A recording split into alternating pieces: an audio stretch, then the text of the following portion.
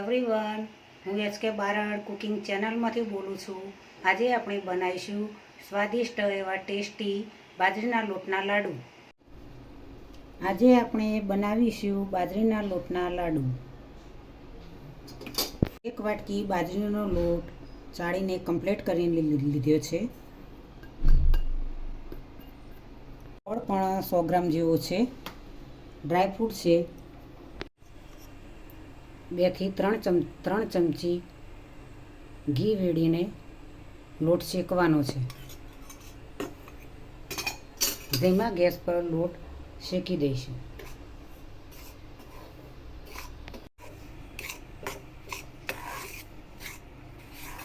આ રીતે ગેસ ધીમો રાખ્યો છે। લોટને શેકતા જવાનું છે।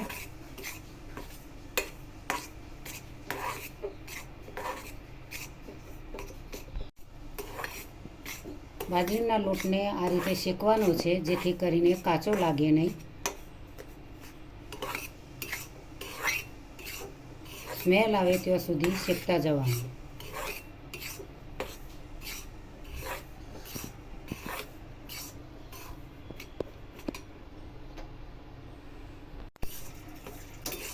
કલર થોડો ચેન્જ થવો જોઈએ।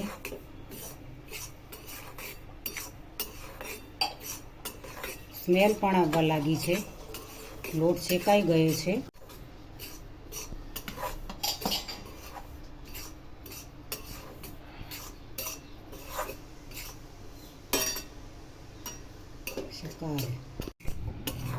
લોટ શેકાઈ ગયો છે। ગેસને બંધ કરીશું। બંધ કર્યા પછી જ અંદર ગોળ એડ કરવાનો છે। મિક્સ કરી દઈશું।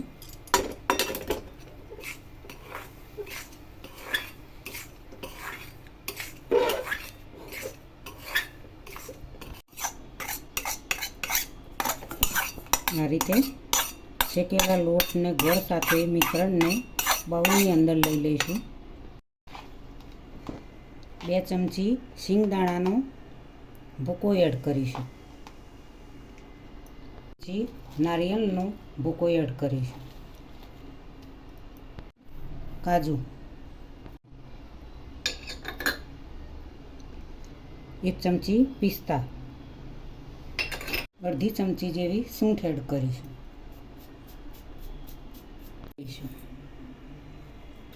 હવે બધું મિક્સ કરી દઈશું।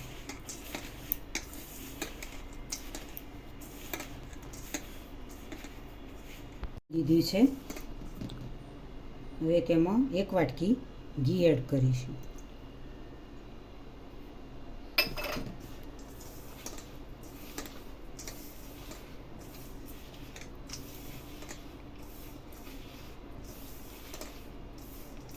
સરસ એવું મિક્સ થવા લાગ્યું છે।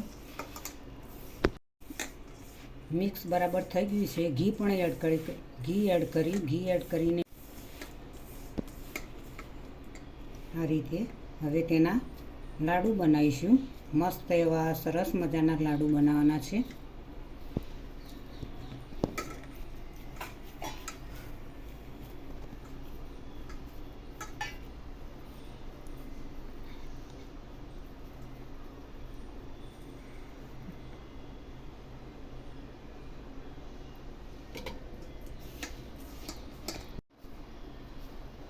ડ્રાયફ્રૂટ સાથે બાજરીના લોટના લાડુ શિયાળામાં પણ બનાવી શકો તમે। આ રીતે અંદર ગુંદ નાખીને પણ બનાવી શકાય શિયાળાના દિવસોમાં, ઠંડીના દિવસોમાં।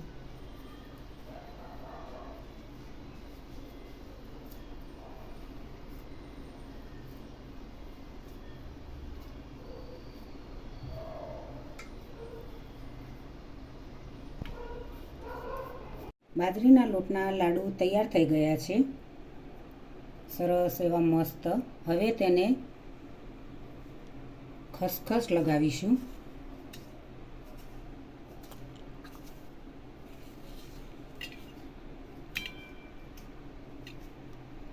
આ રીતે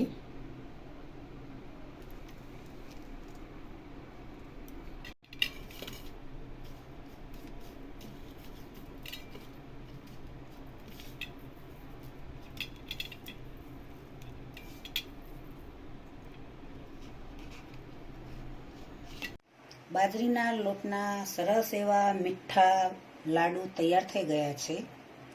આ રીતે તમે ઘરની ચીજથી આસાનીથી ઘરે બનાવી શકો. બાજરી તો ઘરેલું છે, તેના રોટલા પણ થઈ શકે, તેના થેપલા પણ થઈ શકે. આ રીતે નવી પ્રેક્ટિસથી તમે લાડુ પણ બનાવી શકો. શિયાળામાં તો તમે બંધન તરીકે આમાં ગુંદ નાખીને પણ લાડુ બનાવીને તમે ખાઈ શકો. આ રીતે ડબ્બાની અંદર ભરી દઈશું. જ્યારે પણ તમારે ખાવાનું મન થાય ત્યારે તમે કાઢીને ખાઈ શકો. સરસ એવા મીઠા અને મધુરા તમારા મોઢામાં સ્વાદ લાવી દે તેવા લાડુ બન્યા છે.